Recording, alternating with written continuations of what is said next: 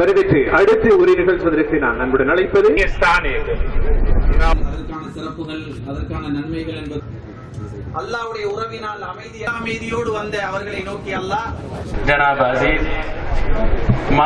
அவர் எந்த நிலையில் அனுபவித்தாலும் சரி, அந்த பாக்கியத்தில் இந்த சமூகத்தில் இன மத வேறுபாடுகளுக்கு அப்பால் அந்த பணியை செய்கின்ற போது அல்லாஹ் நிச்சயமாக நாளை மறுமையில் ஆன்மீக உறவு சார்ந்த நிலையில் அந்த பணியை செய்தால் அல்லாஹு தஆலா நரமலையில் சுவனத்தின் பொறுப்பை அவன் ஏற்றுக்கொள்கிறான்.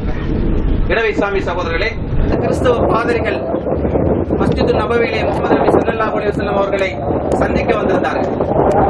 மதீனாவிலே அவர்களை அருமையாக வரவேற்று அந்த கிறிஸ்தவ பாதிரிகளை மஸ்ஜிது நபவியிலே தங்க வைத்து இன்றும் கிறிஸ்தவ சமய வரலாற்றுகளிலே முஹம்மது நபி ஸல்லல்லாஹு அலைஹி வஸல்லம் அவர்கள் ஒரு ஆன்மீக தலைவர் மாத்திரமல்ல, ஒரு அரசியல் தலைவர் என்ற வகையிலும் மதீனத்து பொறுப்பில் அந்த கிறிஸ்தவ பாதிரிகளோடு நடந்து கொண்ட வரலாற்றை கிறிஸ்தவ சமய பெரும்பெரும் வந்து போய் உரிய இடத்திலே இறக்கி வைத்துவிட்டு முஹம்மது இஸ்லாத்தை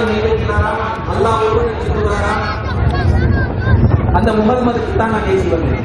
இப்ப கேட்கிறாங்க முகமது நபி ஸல்லல்லாஹு சகோதரர்களே, இஃப்தாருக்காக ஒன்று கூடியிருக்கிறோம். இந்த நிகழ்வு மிக அருமையான ஒரு நிகழ்வு.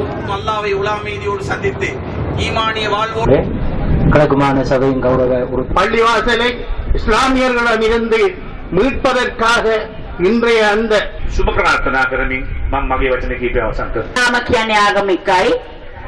මුස්ලිම් අයගේ ආගම, ද්‍රවිඩාවගේ ආගම, සිංහල අයගේ ආගම කියලා අපිට එහෙම ආගමක් බෙදනවට වැඩිය අපි සියලු දෙනාම එකයි කියන ආගම් තමයි මේ තුනේම තියෙන්නේ. අපි තමයි මේක එක එක විදිහට වෙනස් කරන් තියෙන්නේ. මොකද අපි කැපුවම රතු පාට ලේ මේ ඇඟේ තියෙන්නේ. අපි ජාතීන් තුනක්, ආගම් තුනක්, එහෙම නැත්නම් තවත් දේශපාලන මතමතාන්තර අරගෙන අපි සමහර වෙලාවලට අපේ ගෞරව ජනාධන්, ගෞරව තුරේ රත්නම්, ගෞරව ஜனாதிபதி கருணாகரம், முன்னாள்